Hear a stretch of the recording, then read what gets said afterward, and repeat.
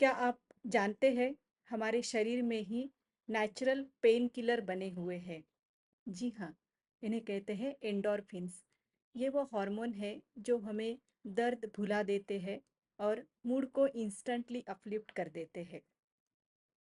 दोस्तों, हमने कभी शायद इस तरीके से सोचा नहीं होगा और यही कारण है कि हमने कभी किसी हॉर्मोन्स के बारे में सीरियसली जानकारी भी लेने की कोशिश नहीं की।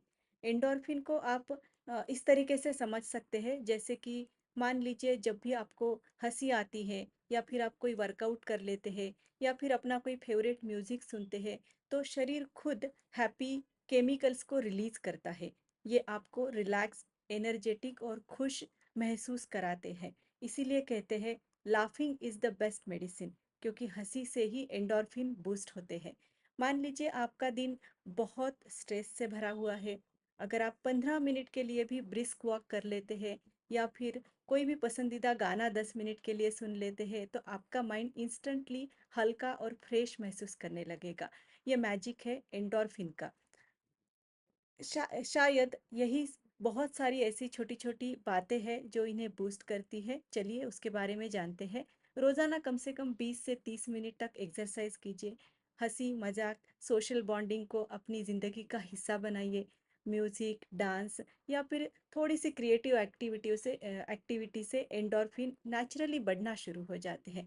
डार्क चॉकलेट या स्पाइसी फूड से भी इसे हल्की सी किक दी जा सकती है या फिर आपके मूड को बेहतर किया जा सकता है।